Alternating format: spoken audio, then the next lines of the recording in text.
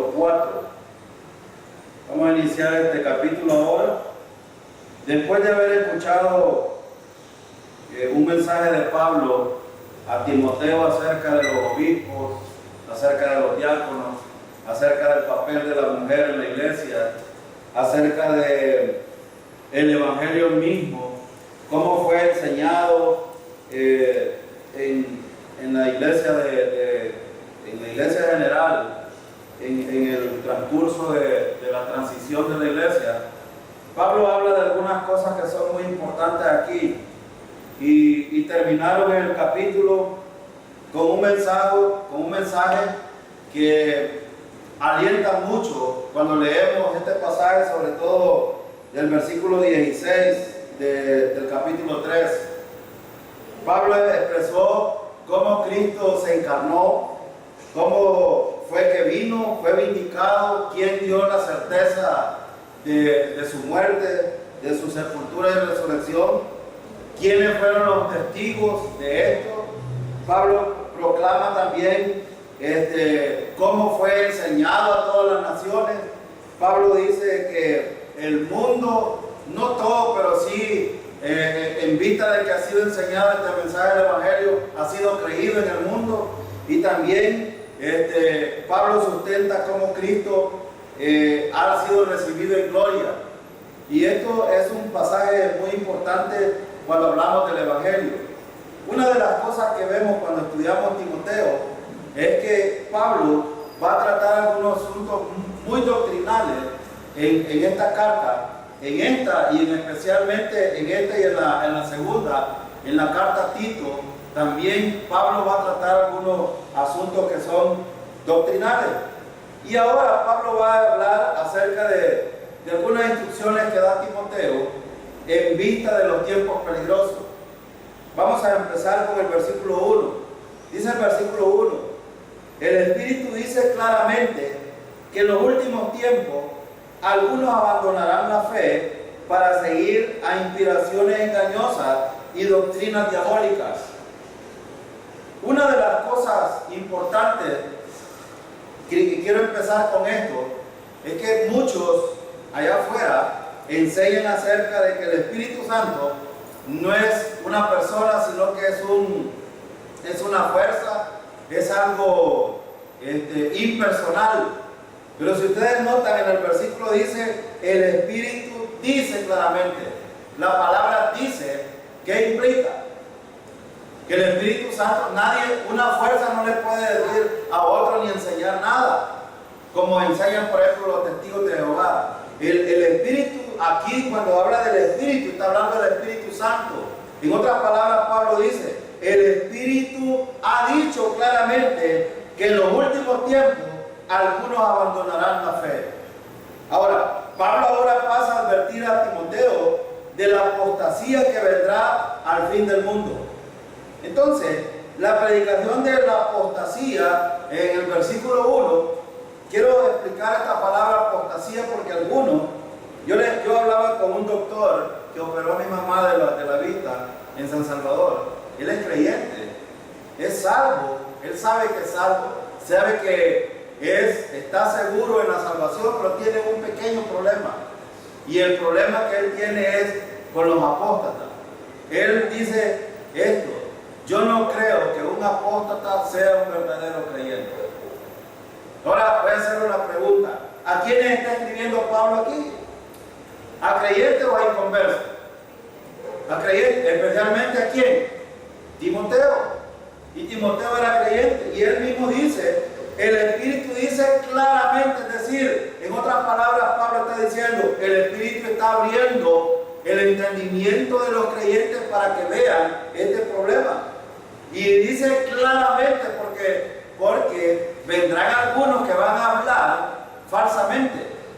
Cuando vemos la palabra claramente, está hablando de un mensaje que podemos escuchar y entender los creyentes. Y este es el asunto muy peligroso en los tiempos difíciles que vivimos. Pero miren, el versículo también dice, en los últimos tiempos. Ahora, ¿de qué tiempo se está refiriendo Pablo aquí? Ahí en la Reina Valera creo que dice en los tiempos postreros o en los postreros tiempos. Ahora, ¿cuándo empezaron los postreros tiempos? Es la pregunta. Los postreros tiempos empezaron desde que Cristo murió y ascendió al cielo. Desde ahí empezaron los postreros tiempos. Porque recuerden que Pablo está hablando aquí a Timoteo, dando instrucciones para que la iglesia camine de una manera adecuada. Ahora, ¿cuándo es que la iglesia fue fundada? Después del Pentecostés. Entonces, después de la partida de Cristo, viniendo el Espíritu Santo sobre los creyentes, empiezan los tiempos postreros. ¿Cuándo terminan? Con la venida de Cristo.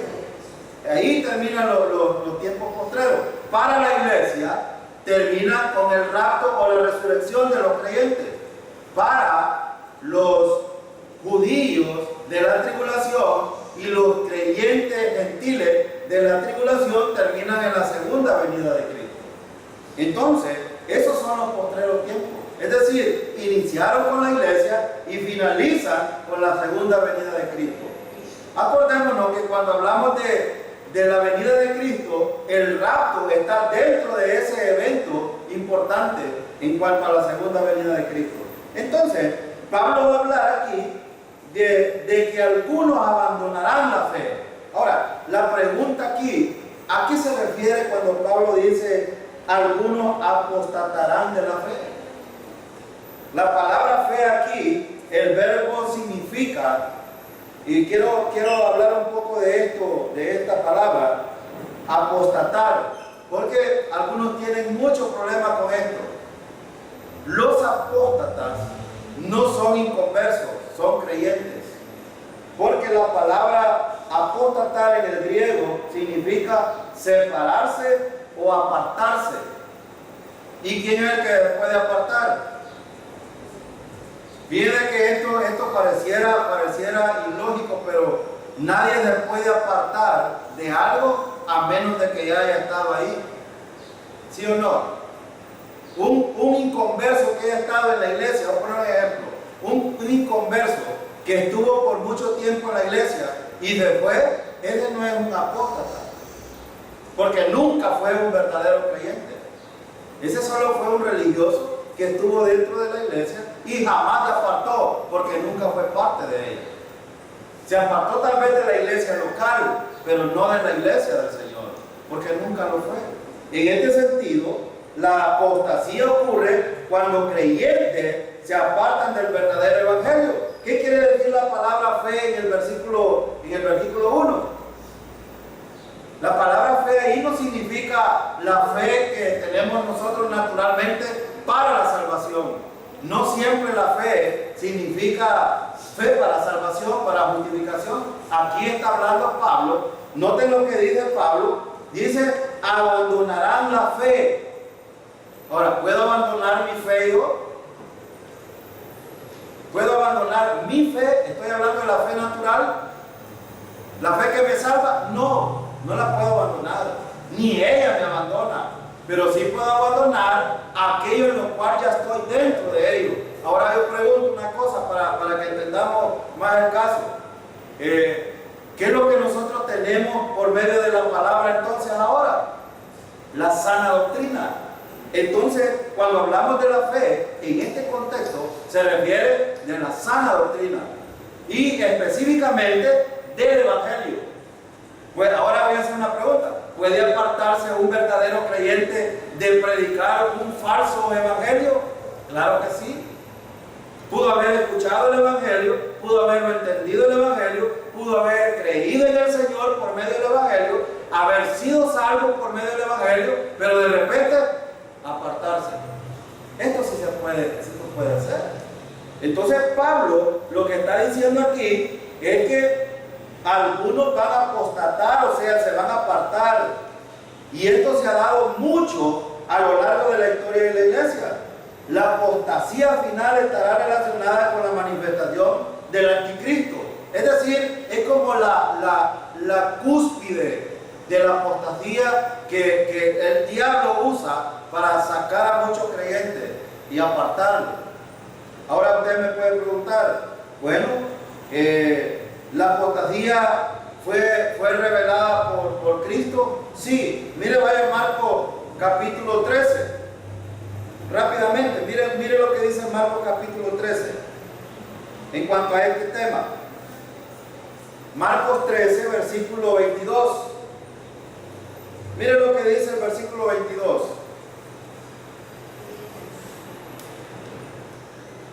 Porque surgirán falsos cristos y falsos profetas que harán señales y milagros para engañar, de ser posible, aún a los elegidos. Ahora voy a hacer una pregunta. ¿Los elegidos son creyentes o son inconversos? Son creyentes. Y él está refiriéndose en dos vías aquí.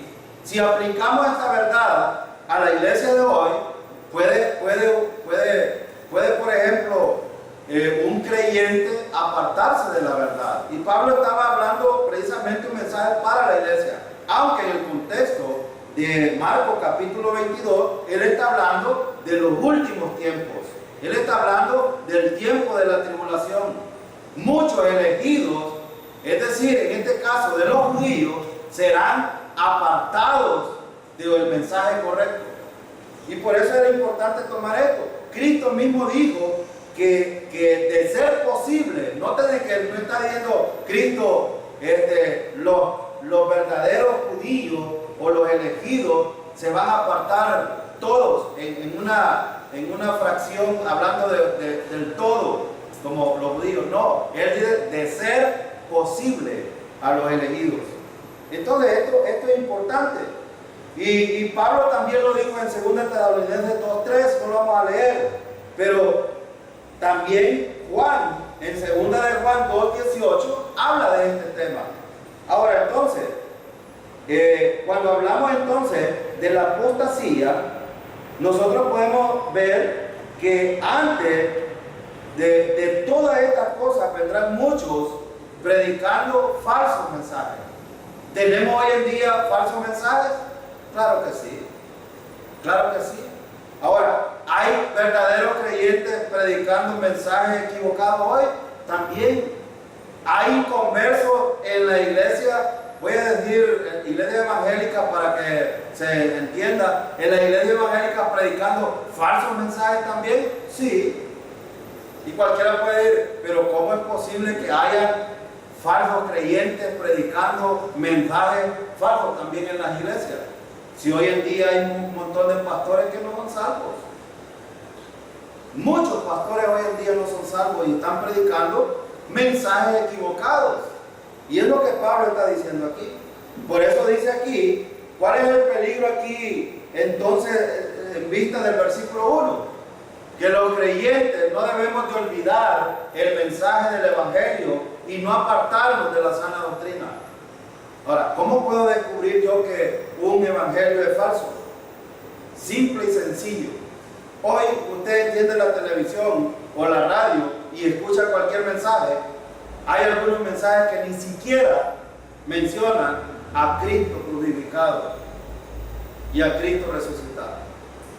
Y después de haber predicado ese mensaje, llaman a la gente a venir al frente y orar la oración del pecador y decir un montón de cosas.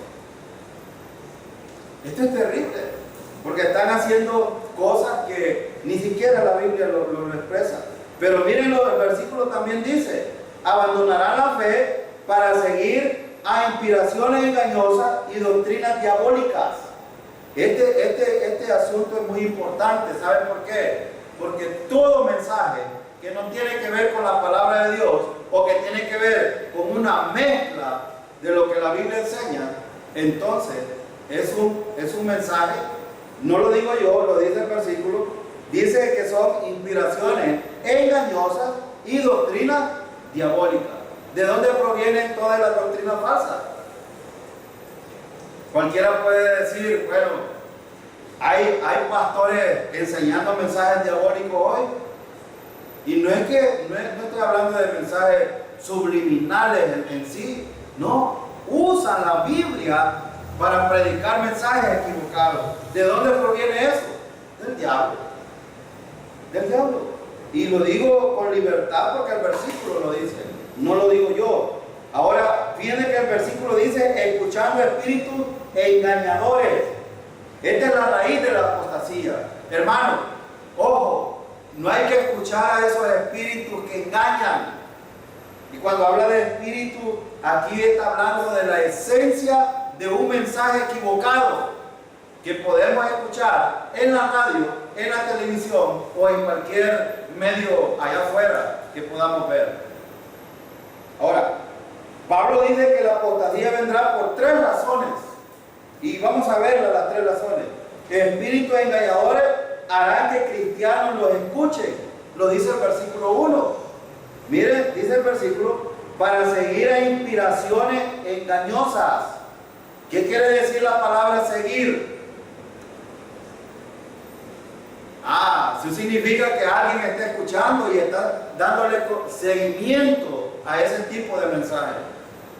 A mí me dio tristeza una vez escuchar a un hermano de esta iglesia que por mucho tiempo, desde el 2000 ¿cuánto empezaron a predicar la gracia aquí? Desde el 2000. Desde el 2000 ha estado escuchando el evangelio, la sana doctrina, y aún tiene el pensamiento que necesita perseverar hasta el fin. Y ustedes pueden decir, ¿en esta iglesia? Claro que sí. Claro que sí. Lamentablemente así es. Pero, ¿dónde ha escuchado el mensaje él? Lo está escuchando allá afuera. Y está creyendo que el esfuerzo humano puede ser posible hacer el último porcentaje que Cristo a lo mejor no hizo en la cruz. Esto es peligroso.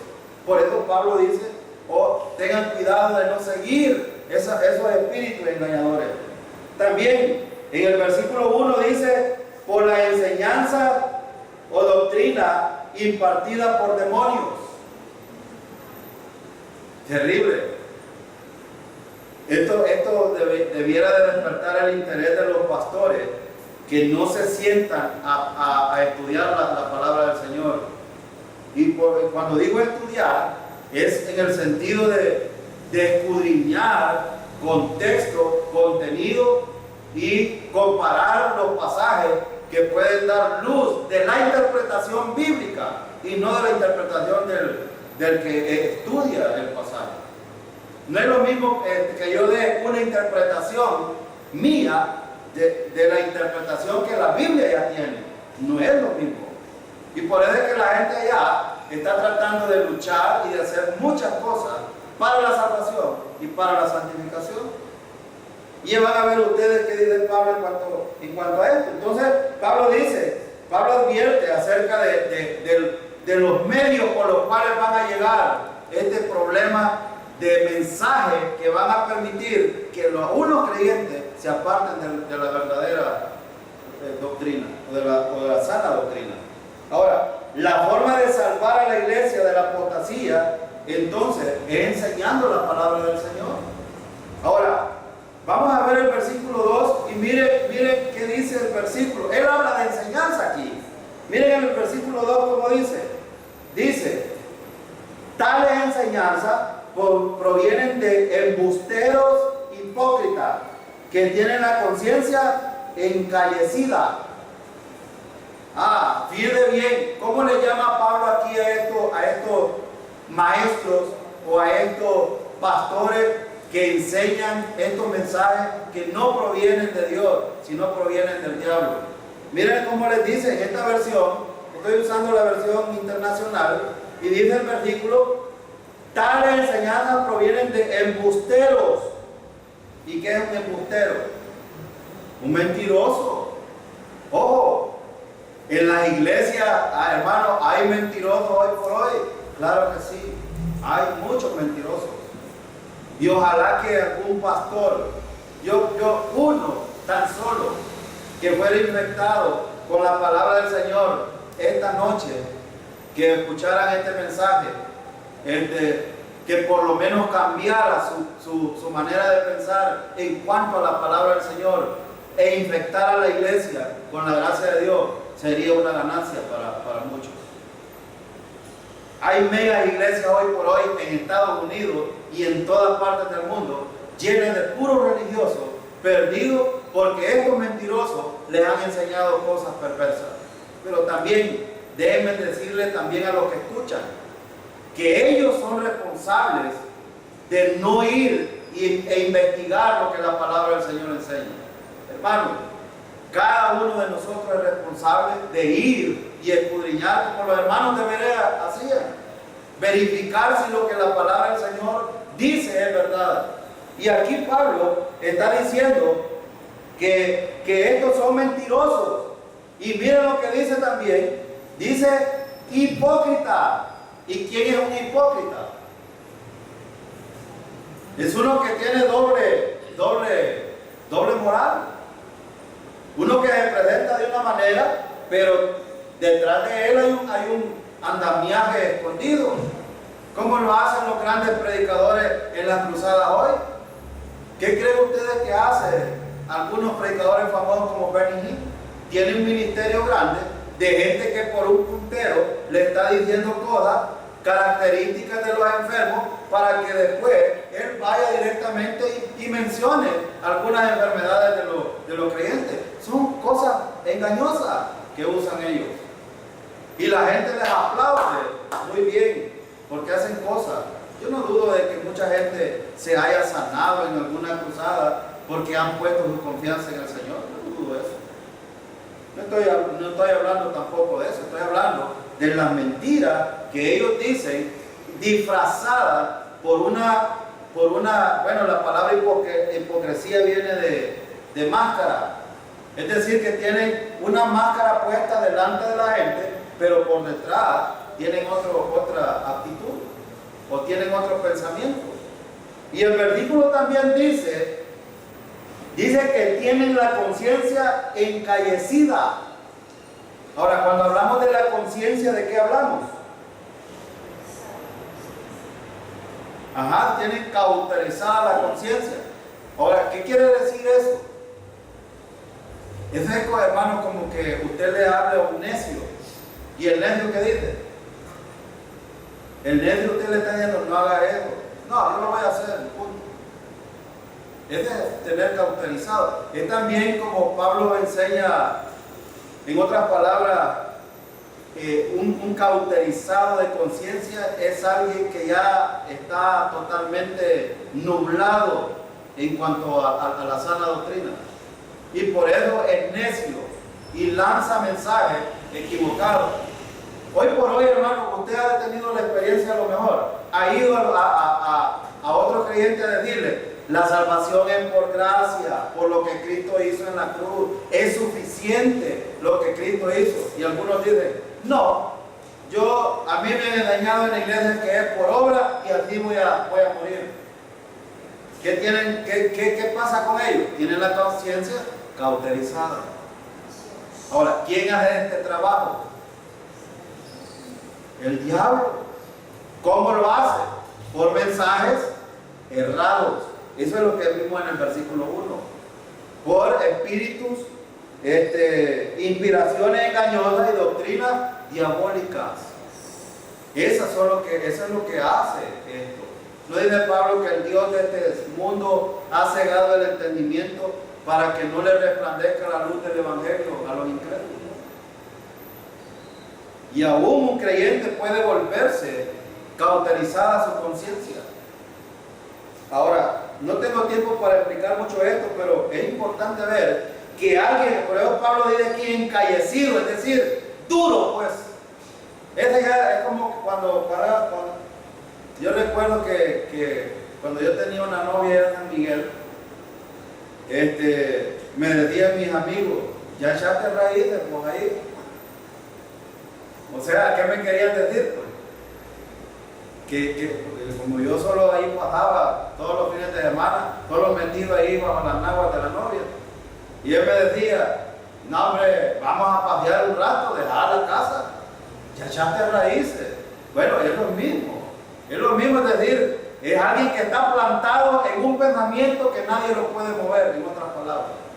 Ese es un encallecido o uno que tiene cauterizada la conciencia, que aunque le hable y le diga y le explique, jamás va a querer entender este mensaje. Ahora, Y miren lo que dice el versículo. Miren la conducta o la enseñanza de estos hombres. Ahora puede ser una pregunta para pasar al versículo 3. ¿Cuándo Dios ha prohibido casarse? Ahora voy a hacer otra pregunta. ¿Habrán iglesias hoy por hoy que prohíben el matrimonio? O por lo menos algunas sectas. Hay muchos. Y saben que hay un extremo grande en un país que yo conozco por historia, que ha sido 100% religioso y es uno de los que más fomenta el adulterio y la fornicación. México.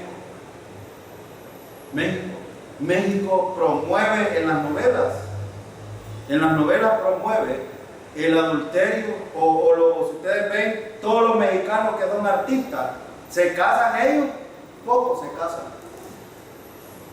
Hay una corriente por ahí que ha salido, no muy antigua y no quedó algo luego, ha salido, es una corriente de la cienciología, se llama.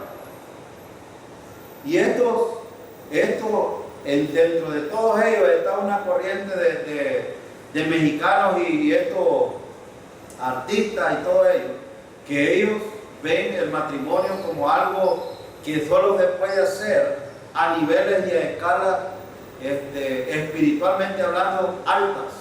Es decir, en otras palabras, piensan de que ellos, como seres pecadores, no tienen la capacidad de llegar a ese nivel, que solo los seres espirituales pueden hacerlo. Imagínense ustedes también, ¿y quién les ha enseñado esto? Estos enseñadores de la recién llamada ciencia. Miren lo que dice el versículo 3. Prohíben el matrimonio y no permiten comer ciertos alimentos que Dios ha creado para que los creyentes, conocedores de la verdad, lo coman con acciones de gracia. Voy a hacer una pregunta. ¿Puede caer un verdadero creyente en este problema? La pregunta es esa, porque eso es lo que nos compete a nosotros. ¿Podría usted caer en un problema de esto? Claro que sí, podría caer. Pero Pablo menciona dos cosas que afectarán a la iglesia en cuanto a la apostasía. El rechazo del matrimonio.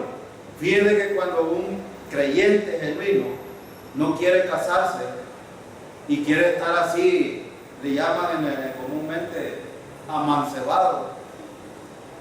¿Qué está pensando? ¿Qué está pensando? ¿Realmente está pensando en relación a Dios? Yo sé que dentro del matrimonio hay algunas veces intereses materiales o otros intereses que no llevan a tomar la decisión. Pero el verdadero creyente, ¿debería casarse o no debería de casarse? Claro que sí. ¿Y por qué debería de casarse? Porque es algo que Dios ha establecido. Ahora, pero vendrán tiempos cuando los hombres enseñarán que esto Dios lo ha prohibido. Sí, nos dice el versículo, miren lo que dice. Por eso traigo esta versión, porque esta versión dice, prohíben el matrimonio. ¿Quiénes? Ellos lo prohíben. No es que Dios haya dicho que el matrimonio es prohibido. Y además dice, y no permiten comer ciertos alimentos. Ahora yo pregunto, hermano, ¿Dios ha prohibido que no comamos ciertos alimentos?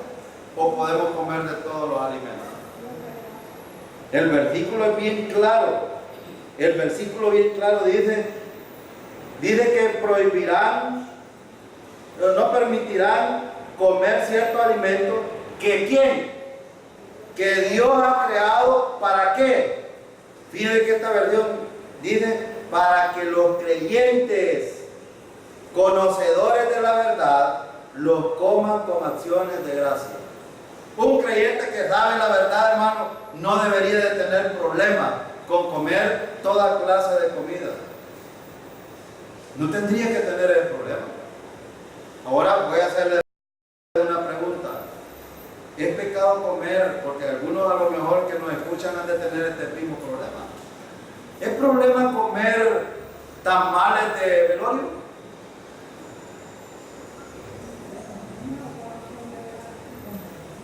Pablo dice que no. Pablo dice que no. Y no son alimentos. Ahora voy a hacer otra pregunta. ¿Y si lo trajeran de un rezo, ustedes los comen? Claro que sí. ¿Cuál es el problema? ¿Cuál es el problema? El problema no está en el alimento. Y Pablo lo está apuntando aquí. Mire el versículo como dice. Vea despaciamente este versículo. Mire lo que dice. Voy a detenerme en el versículo, en la parte que dice que Dios ha creado para que los creyentes, conocedores de la verdad, lo coman con acciones de gracia. Hermano, si usted conoce la verdad y esto no le causa ningún problema, ¿qué dice el versículo? Lo coma. Ahora, quiero explicar esto porque también pueden haber creyentes débiles dentro de la iglesia que tienen este problema. Pero de hecho Pablo está escribiendo esto para que salgamos de esa ignorancia y que no sigamos teniendo conceptos equivocados en cuanto a la verdad. Además, Pablo le llama a los creyentes conocedores de la verdad. Y si usted y yo conocemos la verdad, no debería de haber ningún impedimento. Conozco una mujer que un día tuvimos un convivio nosotros en la escuela y fuimos a la escuela donde ellos nos invitaron a tener un convivio con los alumnos. Tenían ellos una actividad ahí con los alumnos. Y ahí hay una mujer que es sabatista dentro de la maestra. Y ellos mismos prepararon. Yo les pregunté a ellos quiénes colaboraron para la comida, porque ahí nos dieron pollo frito, nos dieron nos invitaron, nos dieron carne de res, nos dieron afuera, porque muchos están enseñando herejía, hipocresía y doctrinas de demonios. Número 2, van a venir algunos burladores diciendo de que ya el matrimonio quedó desfasado. Algunos hipotes ahí dicen, no, ve loco, si hoy estos rucos están locos con eso. Le dicen ruco al papá, y le dicen ruco al suegro, y le dicen ruco a todos. Número 3, todo lo que Dios ha creado es bueno si se toma con acciones de gracia. Número 4, Pablo dice a Timoteo y nos dice a nosotros que es importante aplicar las verdades de la sana doctrina a nuestra vida. Y número 5, solo si nos mantenemos firmes en la sana doctrina, eso va a ser provechoso y nos va a nutrir en nuestra vida cristiana. Podamos estar con cualquier dificultad, pero si estamos enfatizados en la sana doctrina y estamos viendo a nuestro Señor, Él nos va a fortalecer. El versículo 9 termina: este mensaje es digno de crédito y merece ser aceptado por todos. ¿Por qué? ¿Por qué merece ser aceptado por todos? Es la verdad. Dios no miente. Es la verdad y por lo tanto es digno de ser aceptado tal como Dios le entrega. Vamos a orar para despedir. Hermano, dio su vida para darnos vida y los buenos siervos van y lo predican. Mientras tanto otros se aprovechan de todo el trabajo que ha costado vidas. Por dinero cantan, brincan, gritan, cuando hacen sus reinos se creen estrellitas. Valen más que nadie los provoque y que mejor me calle porque me pueden quemar. Se vende el Cristo que da la vida. Hacen a un lado la necesidad, se dan entre ellos falsas sonrisas, temen que el otro les vaya a ganar. Se vende el Cristo que da la vida, hacen a un lado la necesidad, se dan entre ellos falsas sonrisas.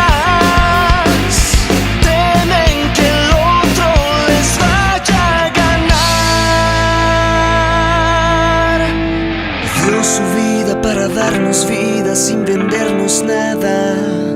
Gracias, Jesucristo.